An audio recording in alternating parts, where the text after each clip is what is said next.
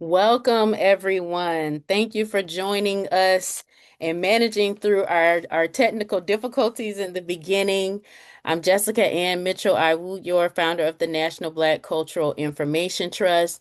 We share news, information, and resources for the collective freedom of Black communities. And this is the Reparation Information Thought Series co-hosted by the Reparation Education Project led by Nkechi Taifa. The Reparation Information Thought Series is a periodic strategic webinar featuring reparations experts, racial justice thought leaders, and you engaged in critical discussion, reflection, and analysis on issues pertinent to the movement for reparatory justice in the U.S. and abroad. And I'll hand it over now to Nkechi Taifa to introduce our guest. You're muted, Nkechi. Thank you very much. I'm sorry I was still into singing the song. I was singing the song on mute. So thank you very much, Jay. I'm also known as Jessica Ann Mitchell Aiwuyor.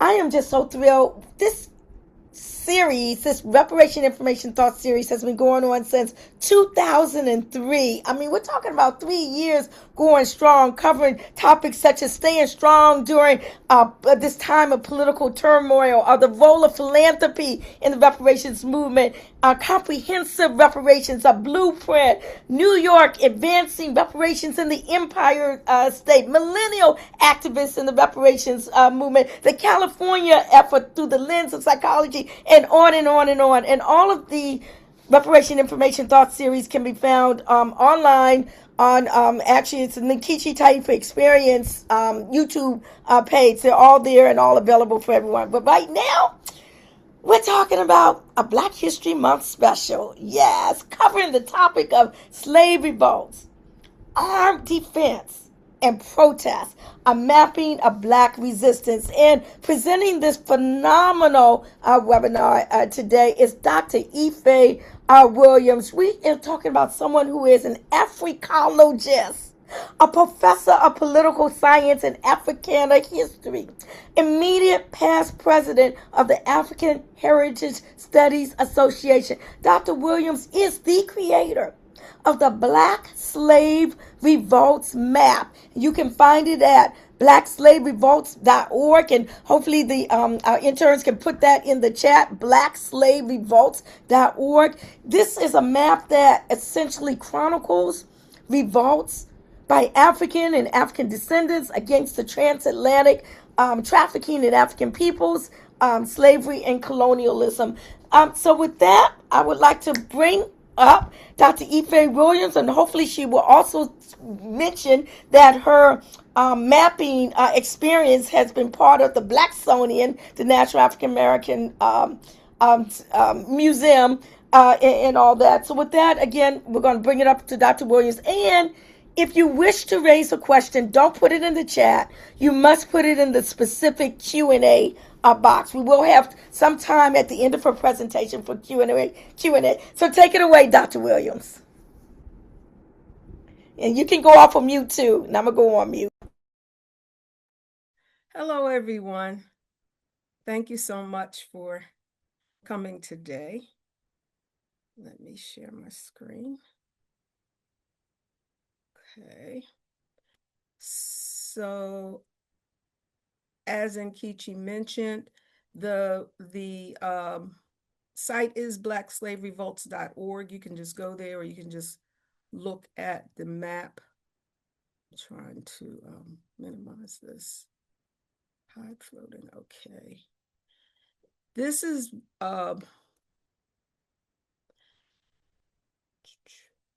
is a digital humanities project of taking large amounts of data, I won't do that, and compressing it to make it more interactive and easy to navigate.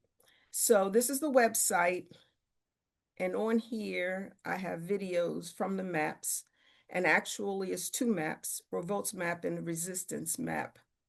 Okay, so let's go to the Revolts map. Now, just a word about language. I have to use slave revolts because the internet is driven by language.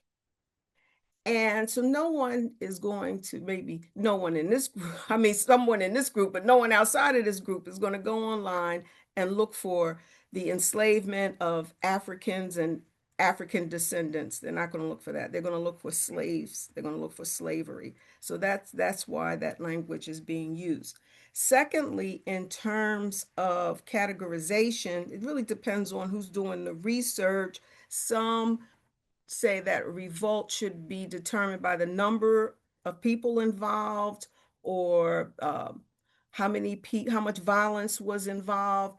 But however, what I found was, if you thought about revolting, just the thought alone, you would be punished. So that's basically where I began. So if you look at the map, you see it's chronicled by years, and these are chains. I don't know if you can see them really clear. These are chains, and I use the color code from the Honorable Marcus Garvey. I have black before 1700s, green for 1700s, red for 1800s, and yellow as we go up into the 1900s. Now here you see the blue. These are ship revolts. And actually, there have been over 500 revolts found. And that's just in English. And what I did was, from that 500, I looked at how many were actually successful, where the Africans killed the crew or got away. And then from that, I looked at the ones that had more information and plotted them on the map. And this is what Nkechi was referring to, some kind of way. I had it on African Heritage Studies website, and the Smithsonian found it.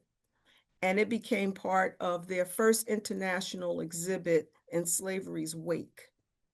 Now, each marker, as you can see here, has images. I'm big on images. And it has, of course, the information. And every one of the markers have scholarly citations from where I did the research. Okay. Now, looking at the ship revolts, first thing I want to point out is, notice that 70% of the ship revolts occurred on the shore coast of Africa. And of course, this challenges that narrative of our ancestors just standing on the shore and just giving people away. No, there were many revolts here to try to stop the kidnapping of people. Also, we really don't look at the impact of the transatlantic kidnapping of people on Africa. And actually, the population of Africa declined 80% between 1500 and 1900. Very significant. Now, the question I always get asked the most is, what about the women?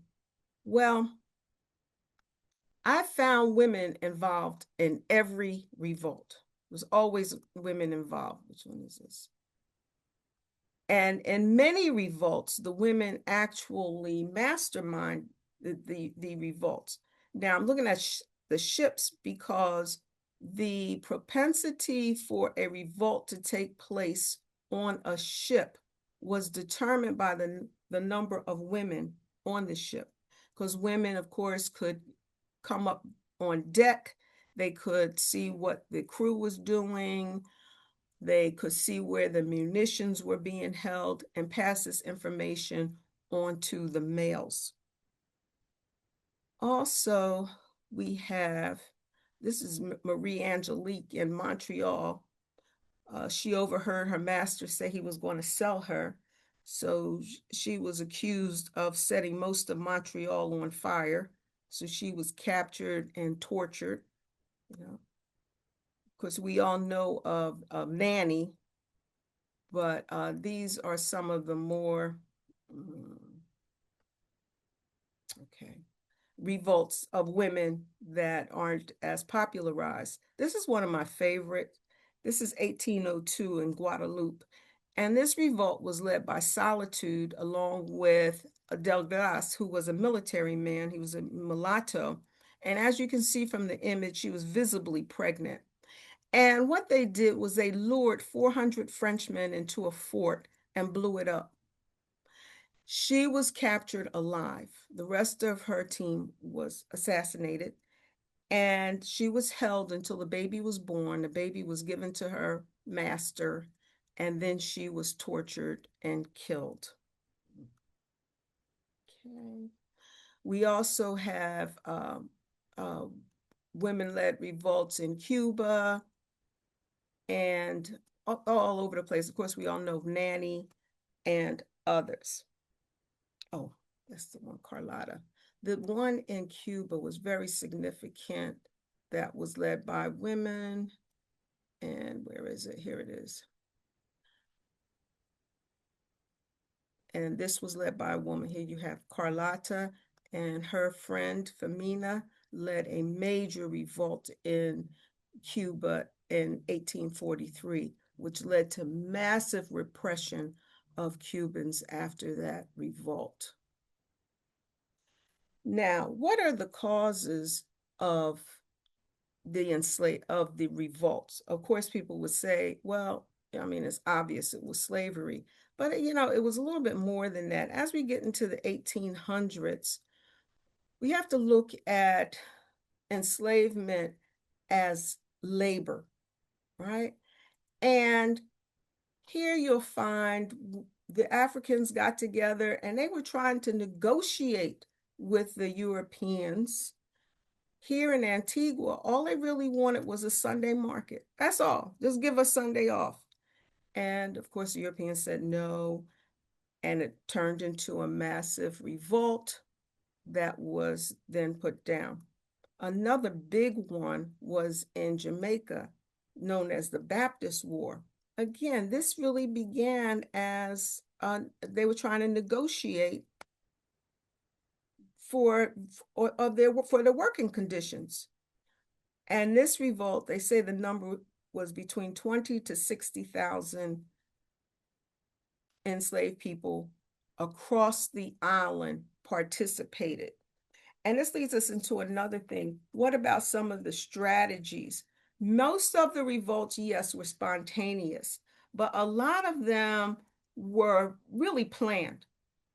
Some even had a flag, some had uniforms. And if you see this map, this is a good depiction of what happened because they traveled across the island, picking up others as they went along. So this is what happened in Jamaica, Curacao under Tacky, and Barbados under Bussa. They actually moved along. Now, timing. Again, when we think of spontaneity, we think, okay, maybe a day or two, or how long did these things actually last? Some of them lasted quite a while. In 1733 in St. John's, this revolt lasted over 7 months. Over 7 months. This was one of the more successful rebellions. Okay. We have Guyana in 1763. That revolt actually lasted 13 months. The Berbice revolt, over 13 months.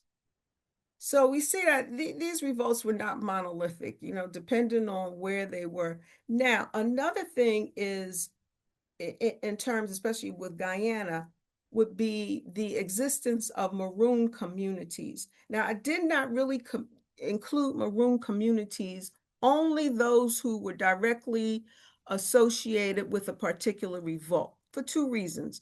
There were so many maroon communities, that's a whole nother data set. You could just do a whole map just on the maroons. And I didn't want the map to be too convoluted, too many layers. And the other thing is, with the maroons that were directly related to the revolt, it led to sustaining because the rebels, as they were known, could go back and forth to these communities, get more munitions, get more activists to go back out. So they were very, very important. Then we have to talk about the role of culture. When Africans were taken out, of course, they went for the young and the strong. So many of them had military training, especially the Coromantee. You have the Akan, the Kru.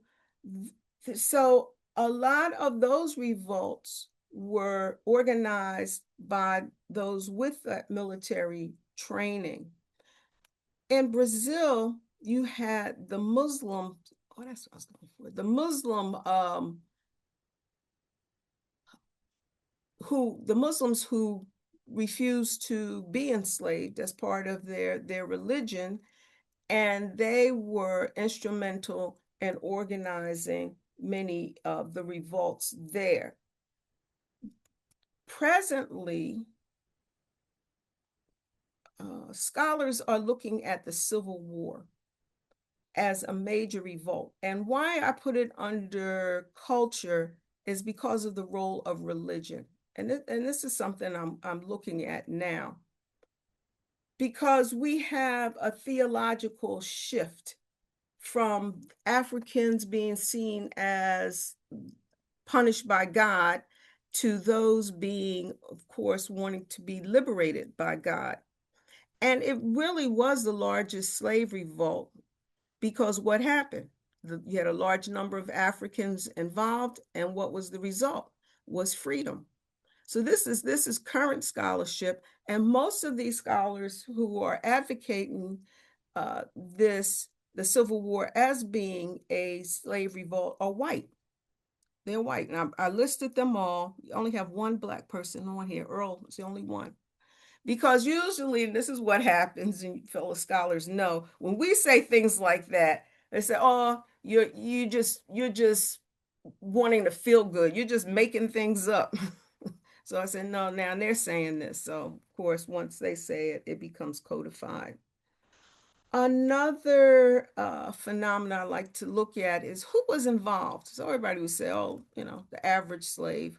Well, yeah, and many of them there was the average slave, but you also had a large, I don't know how large it was, but you had a number of African people who were free and had some status. And you may ask, well, why would they even participate? Because they weren't really free. Okay. They didn't have any control over their labor, they couldn't vote, they couldn't protect themselves politically, or so they organized many of the revolts, especially in Haiti. Okay.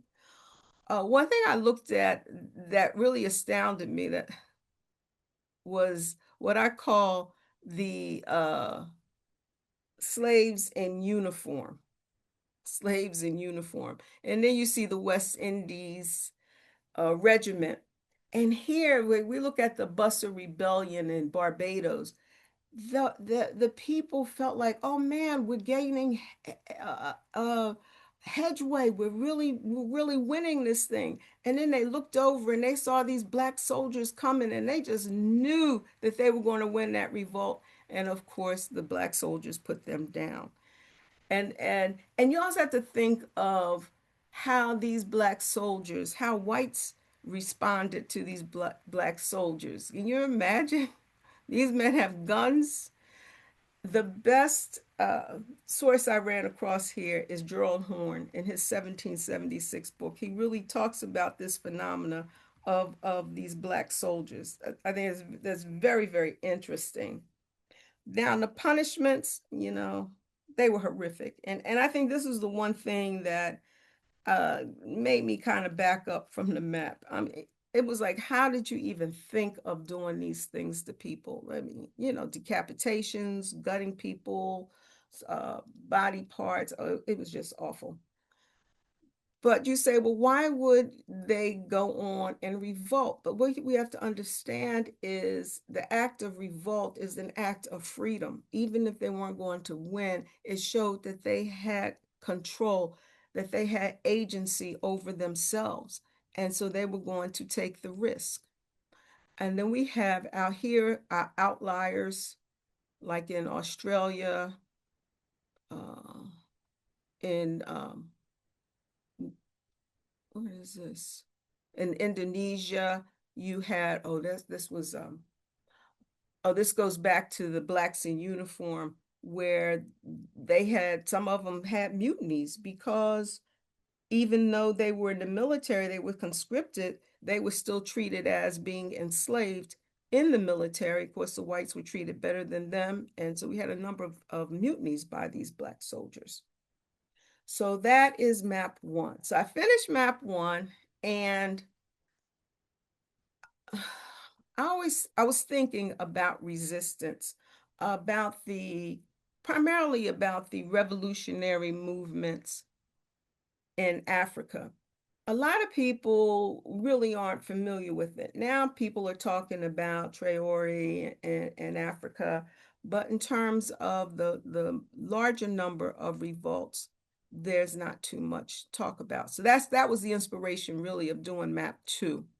And there's so much going on in the especially in the 60s. I always say I could have just done one on 1968. So what I did was I just selected here types of revolts to just show people the diversity of revolts, anything from a pray-in, a wade-in, all the way up to arming themselves. And here, if you can see, these are fists. The markers are fists. And as mentioned, I told you the question I get asked the most is, what about the women? So here I did a separate marker of the women, which is the symbol of women with the fist in the middle, and I made it purple. So you have no problem at all of finding women. And you can see again, geographically, everywhere where Black people were were held, you had some type of resistance. Now, I really wanted to start with 1944, but I realized I had to go back to the 1900s and look at the early labor movements and the role of the intelligentsia, because now you have you have colonialism, you have, where am I? Africans in Europe who are organizing. You got Paul Robeson was there, George Padmore, Jomo Kenyatta, all these people, C.L.R. James, Claudia Jones was there. But this was a little gem I found. I had for the first map, I was easily able to get images because anything before 1948, is copyright free. But this map, I had a lot of trouble with images because of copyright. So I had to depend on archives uh, to get information. But this is a little gem that I found. Let me show this to you. This is the Afro People's Club, just off Ladbroke Grove. And here, West Indian and coloured people are taken in and looked after. This is Mrs. Garley, who runs the club. Mrs. Garley, what do you say to people in England who ask, why do the West Indians or the coloured people come here anyway? I say they come because they're Black Britons. They come because they've been under the domination of Britain for over 4 centuries. And they look to England as their mother country. When they come here, do they find dislike, do you think? Well, I think they find a lot of ignorance displayed towards them. I do not think it is really dislike. Basically, I do not believe the British people hate anyone. What sort of ignorance? Well, they ask silly questions, just, where did you learn to speak English? Are you naturalized? Have you always worn clothing? Things of this type. And the West Indian has been brought up to look upon himself as Britain as frustrated because he does not expect to find ignorance in England. Yeah, that was a little gem, finding Garvey's first wife. So you see Black people moving around, organizing. Of course, she was a major organizer here in London. Now, another phenomena after slavery, of course, in the Americas, we had the reign of terror. But when we go to South America, what we find was a policy of whitening.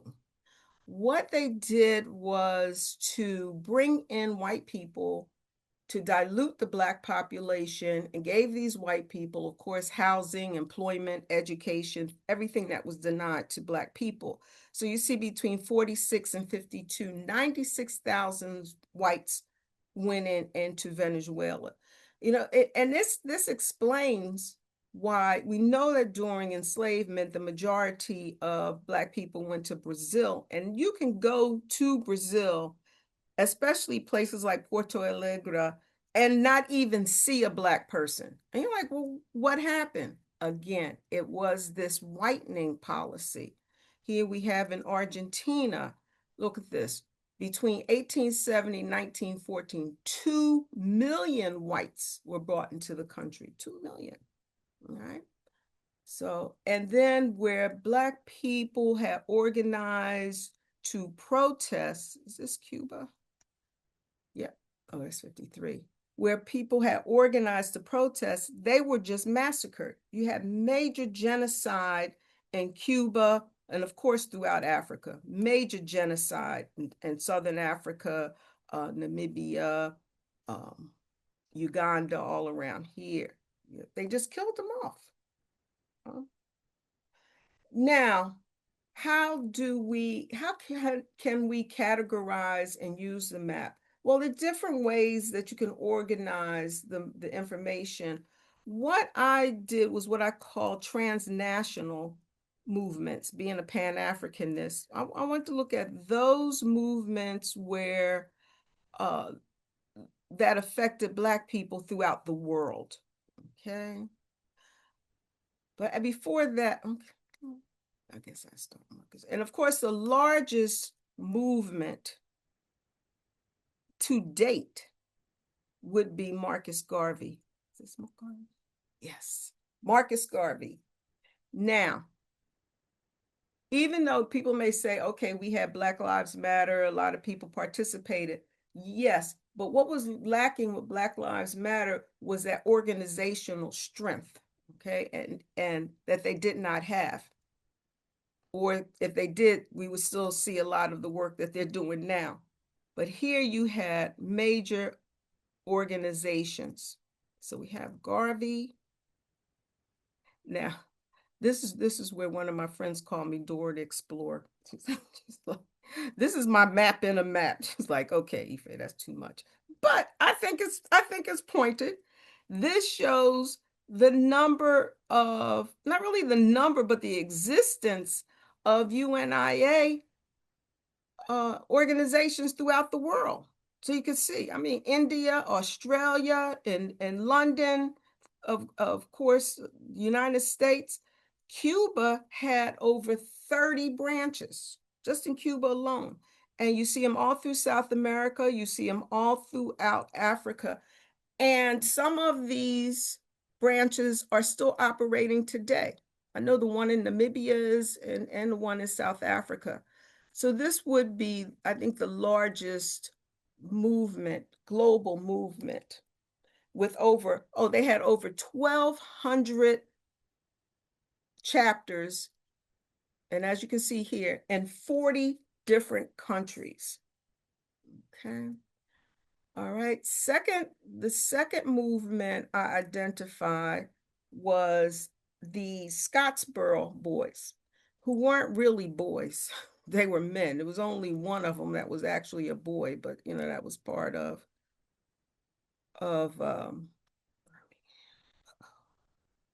let me see if I can find it. Yeah, that was part of demeaning Black people. But your Scottsboro boys case really received a lot of attention because of the role of the Communist Party. They were really trying to embarrass America, and there were a number of Black people involved in the communist movement at the time, and they were the ones who led, of course, I can't find it. Okay. They were the ones who led the call to free the Scottsboro boys. And the Scottsboro boys served over 100 years incarcerated. Over 100. Okay. And the Europeans actually tried to stop information about them going to their countries. And of course, we had a major SCOTUS, Supreme Court cases coming out of that, like Powell versus Alabama, where for Black people to serve on juries, which is another way of categorizing and using the map. I'm sorry, I couldn't find that one. All right, and now the next one that was, again, most significant. And how am I measuring most significant? I would say by the level of resistance of white folk to the group. And that, of course, would take us to the Black Panthers. The Panthers were everywhere. They were everywhere, not only in the United States, they were in the islands, in Africa, and actually, we'll see them they were in Israel.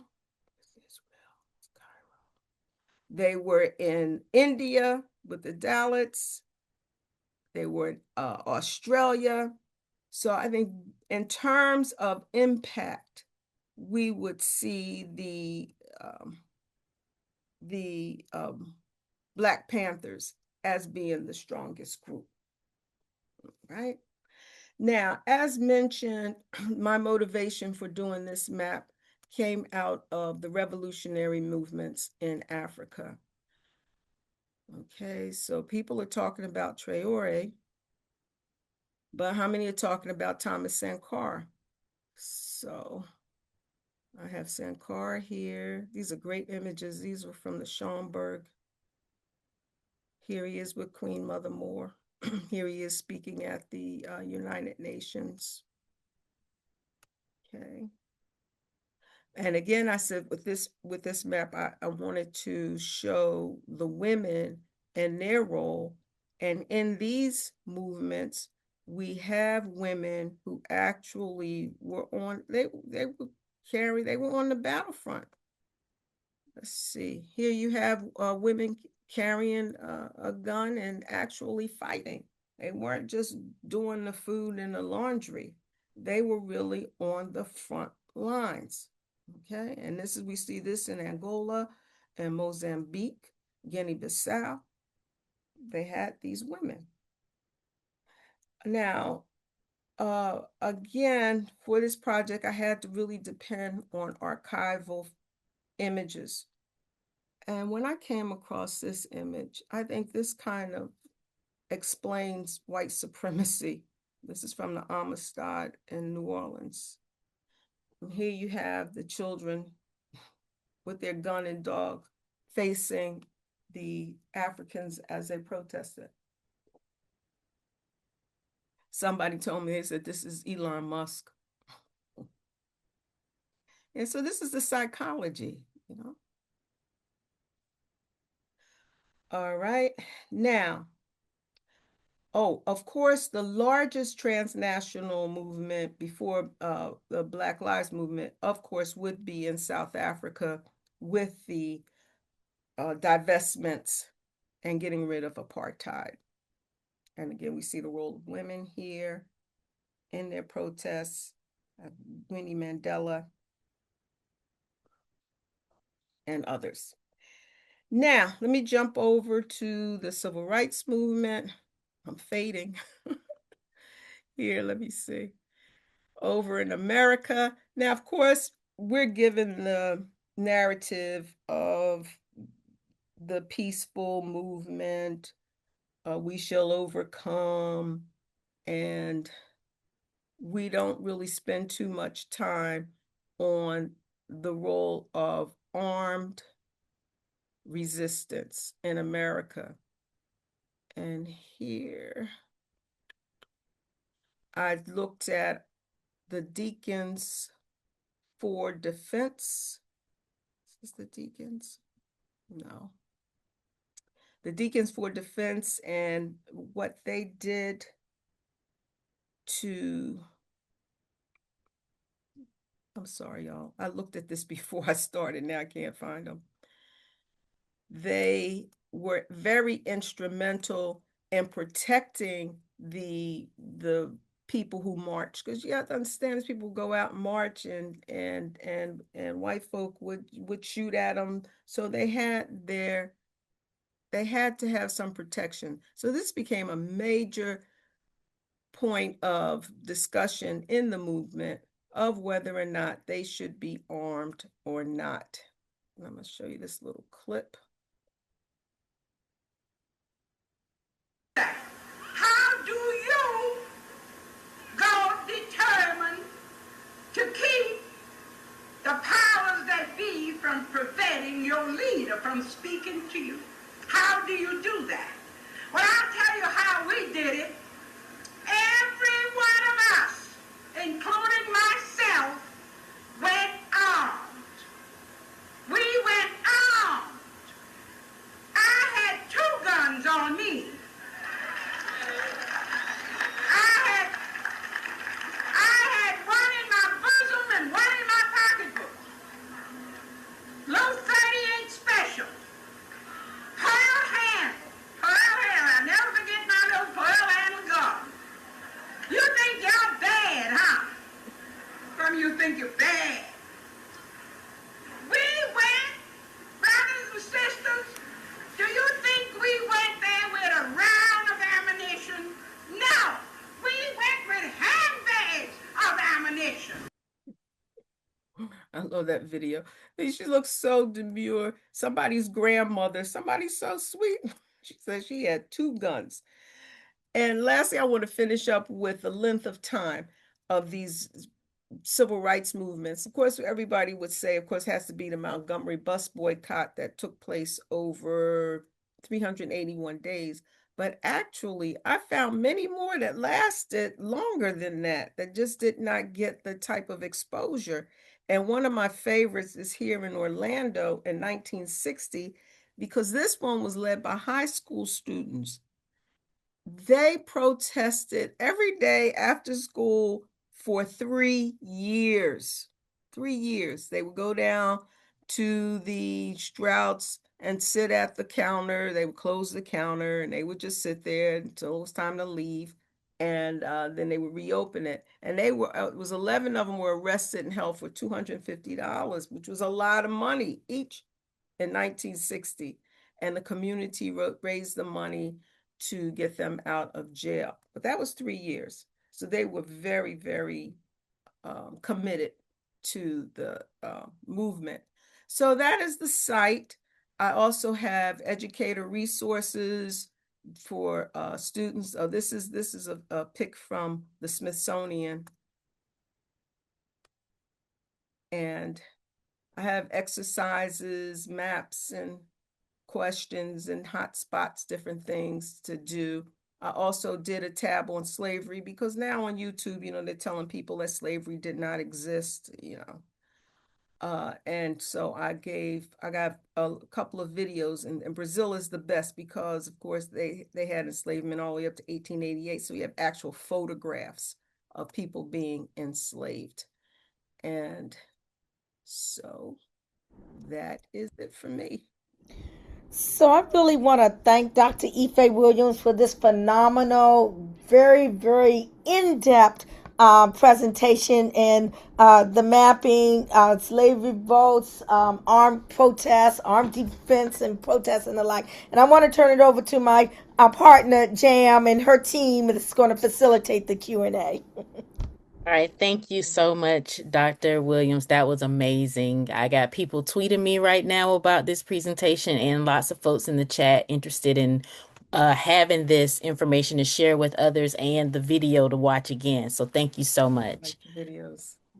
So everyone, please put your questions in the Q&A. We have about 14 minutes, so hopefully we can get to as many as possible. And if some are similar, we're going to just kind of condense and move ahead. We're joined by 2 of our interns, Marcus and Jada. So, Marcus, do you have a question selected that you can read for Dr. Williams to respond to? While he's looking, I want to Yes. see. I saw Akinyele, and I couldn't open that, the Deacons for Defense, but I used his book as the basis of that resistance. I couldn't find it. I was getting overwhelmed. But By his book, thank you you. mean Dr. Akinyele Umoja's book, We Will Shoot Back. I know that's Yes, the book you're talking about. yes. Yes. You look at the map, you'll see him in the citations. I've used him a number of times. Thank you so much. All right, go ahead, Marcus. Okay. Caitlin Kennedy said, "Thank you so much, Dr. Williams, for this wonderful presentation and incredible resource. Can you talk about the Disparate. disparate way these revolts and freedom struggles are memorialized and remembered across geographies today? And what are your views on the role of cultural memory and education in reparations?" Mhm. And That's Dr. a, Ife, if you look at the Q&A, you can look at the question as oh, well okay, to great, refresh great, your great. memory. That's a Thank lot. you. That's a good question, and this is an Nkechi question. No, Mm-hmm, no, mm-hmm. you. Because every one of these places that had a revolt, I haven't been to every one, but all the ones that I have visited actually have statues and memorials to these people. Yeah. And they have, depending on where you are, like in the Caribbean and some places in Africa, they have, instead of Black History Month, they have Africa Day. They also have a Reparations Day.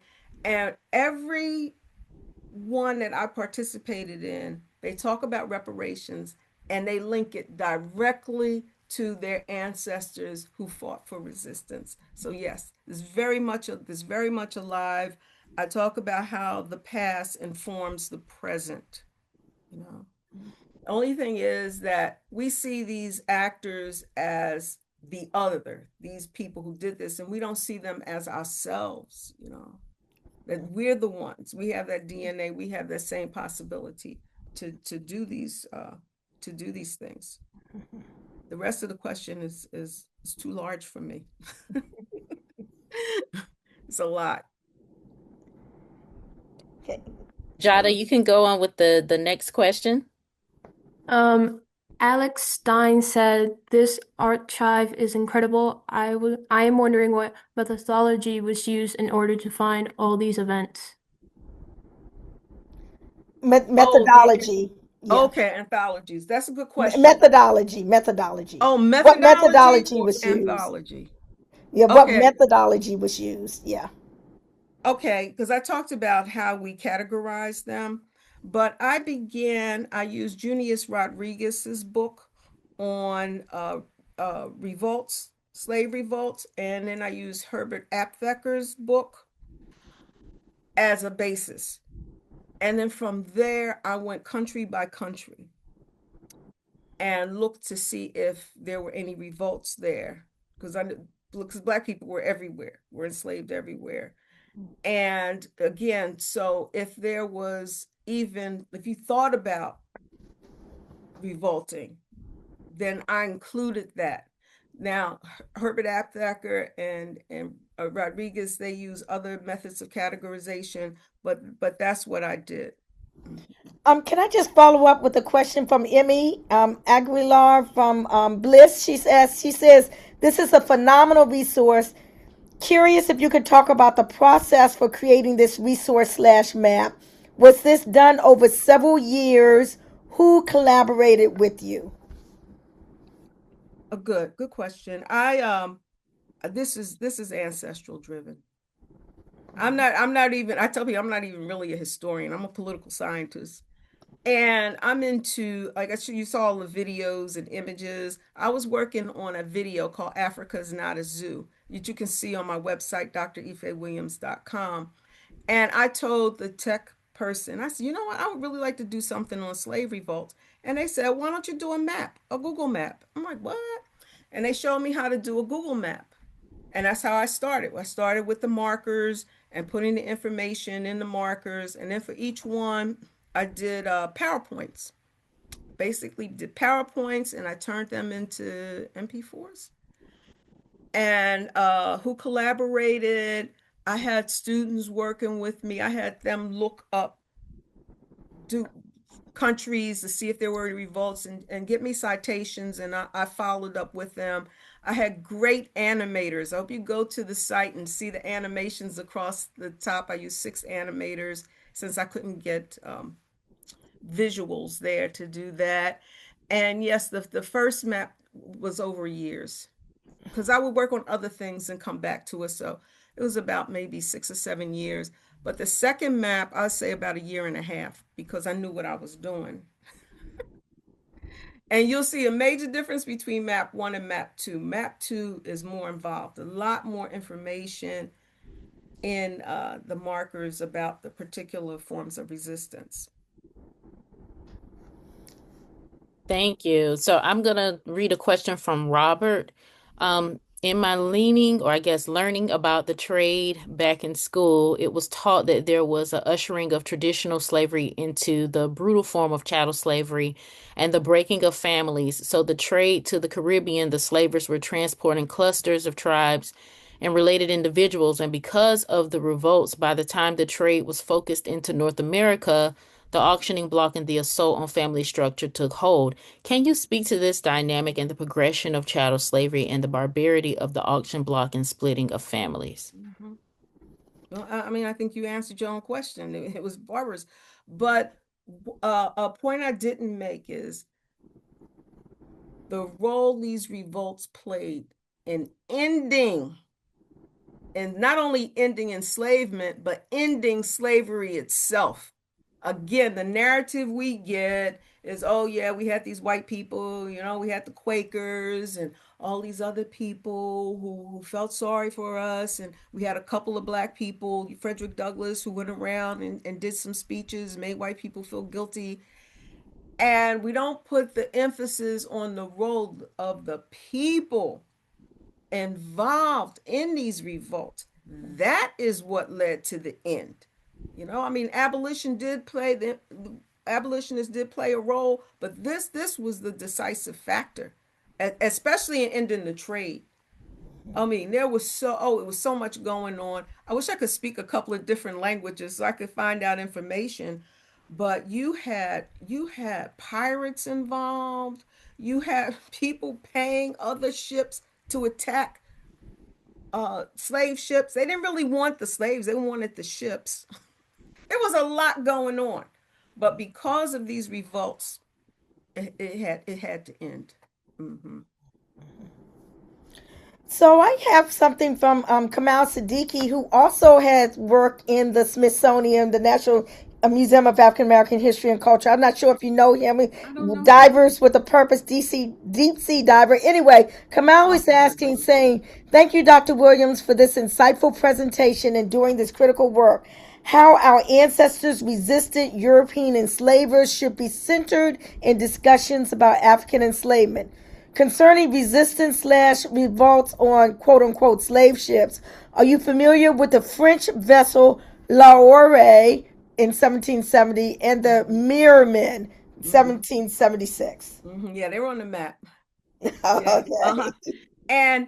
And this goes into the Smithsonian because the Smithsonian only took my ship revolts, right? They didn't want the other revolts. And I didn't understand it, but this is in the wake of slavery, no, in slavery's wake, is their first international exhibit. Right. And what the Smithsonian wants to do is they want to be at the head of all these other countries and their museums and setting up best practices, right? But what they were lacking was something to tie the countries together. And this is where the ship revolts came in. So the exhibit has gone from to 5 different countries that actually had ship revolts. Hmm. Wow. So I became like the little key to hold them together. Okay. Yeah. All right, Marcus. Okay. Question from Bridget Rowson. Is it possible with this resource to focus on youth-led youth-led resistance and truly intergenerational fights across times and places? Mm. Yeah, like the last one that I looked at, what my favorite was in Orlando. Those were high school students. And in the South, I did highlight a number of youth-led movements. You had the NAACP, Young People, SCLC, and of course we know once we get to SNCC, the intergenerational fight uh, between so here I could not go into the depths of what was going on inside that movement. That's why you have the citations and the resources, but you do get a feel, especially if you peruse, just go through the ones in the South, of the number of young people and who led them, the older people, like Ella Baker and all, and you can see the intergenerational movement. And looking at some of the images, you see how young these people. And that's something that we don't take. You know, Martin Luther King was in his 20s. What was he, 25 when he was assassinated? These were young people, very young, mostly in their teens, especially when we go into Africa, very young people.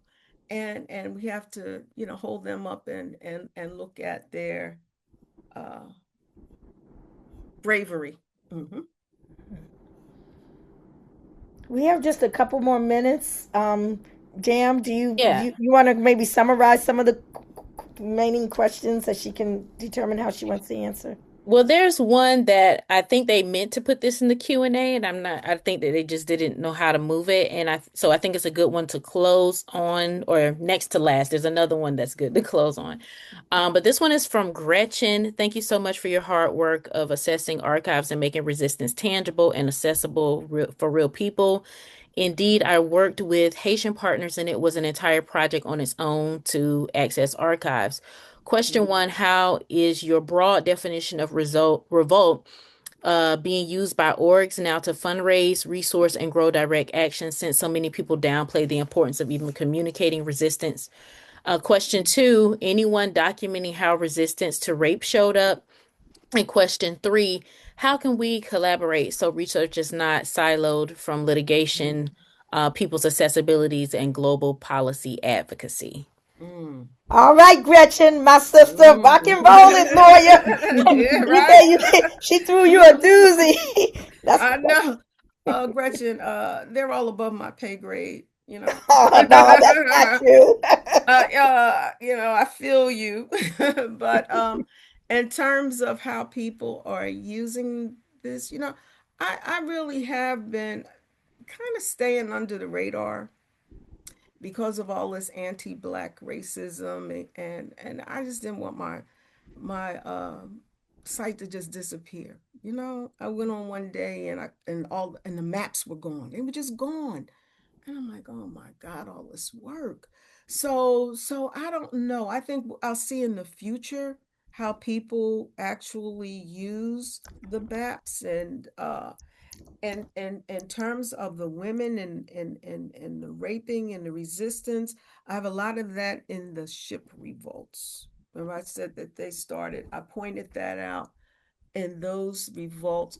And also when we get to the movements and the revolutionary movements in Africa, we see a lot of resistance, not only by the women, but of the men, because of the raping and the subordination of women within within the ranks. We're on the same side, and yet you're doing this to me. And then afterwards, how women are subordinated in the so-called independent state, and how that goes on. And the last part, how can we pull together? That's a good question. I think Nkechi's doing a good job with the reparations forum, bringing different people together. I think we need more of that so we can see what we're doing, and share that information, and work towards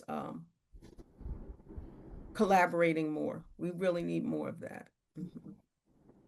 All right, so I'm gonna put the last two questions together. Sorry that we couldn't get to everyone's. If you have any pressing questions, you can leave them in the chat. We're saving the chat and see if we can follow up on them or forward them to Dr. Williams. But these are two questions combined.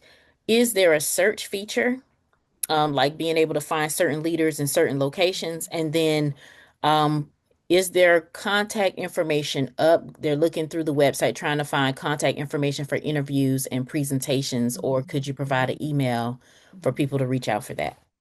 Good questions. Oh yeah, yeah. I'm on the site itself, and my email, Dr. Ife Williams, one word, @gmail.com, or Black Slave Revolts gmail.com.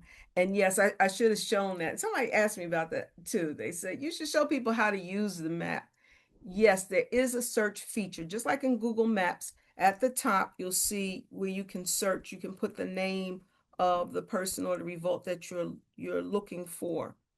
And the resistance map is not organized chronologically. I don't know if you noticed that. It's organized in terms of type of resistance. So I have marches, boycotts, protests, riots. There were so many riots. That's a whole nother data set. I only put a few of the riots on there just to show where they took place. I mean, after Martin Luther King was assassinated, there were over 100 riots within a weekend. So yeah, for the second map, you have to look at type. But the first map you can look at in terms of chronology, or you can just put the name of the country or a person right up in the top and under in the search and find, just like a Google map. And Google tried to take the map. Yeah, so I had to take it offline, and I used another software called Leaflet and put it back up. Well, that's resistance. But Dr. Ife Williams, we really want to thank you so very much for gracing our Black History Month Reparation Information Thought Series, a periodic series hosted by National Black Cultural Information Trust and Reparation Education Project. So we want to have people to make sure you look out for the next in the series. You'll get an email. We're going to save the chat, as Jam said, and we'll have the video available as well as all the videos from the Reparation Information Thought Series are on the Nkechi Taifa Experience YouTube page. So, Jam, do you want to just kind of close this out? Thank you for your interns; they were phenomenal. Yes, indeed. That we talked about intergenerational and youth. So we were glad that they were a part of this. And this is the first time we opened up the Reparation Information Thought Series that we opened up the chat. We had never opened up the chat before. So we didn't have any issues. So I think that was good. So we might go on and continue to do that. We only had Q&A. We didn't have chat. Back to you, Jam. All right. I want to say thank you, thank you, thank you so much again to Dr. Ife Williams. This was a really great experience. You actually gave me a TikTok idea. Maybe I will do a walkthrough of the Black slave revolts and show people about the maps and how to use it.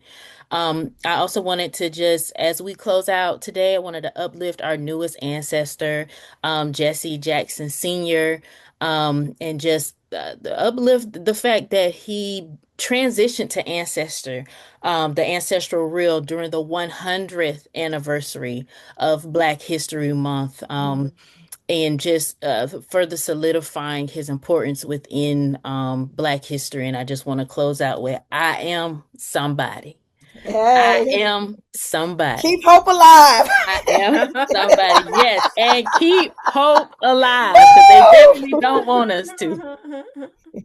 Thank you so much. Thank you so much. It's just Thank you, Dr. important Ife to me that Williams. people just look at the map, use it, share it. It's mobile friendly. That's why I don't have an app. You can do everything on your phone, regardless of what. So thank you very much. And thank you for all the things in the chat. I hope you get a chance to look at the chat, Dr. Williams. We Yes, will save it yes. for you. Lots of accolades to you on there. All Thank right. you so much. Thank you so much. We'll see y'all next time. Redemption song. Yes. Bye bye. All right. Bye bye.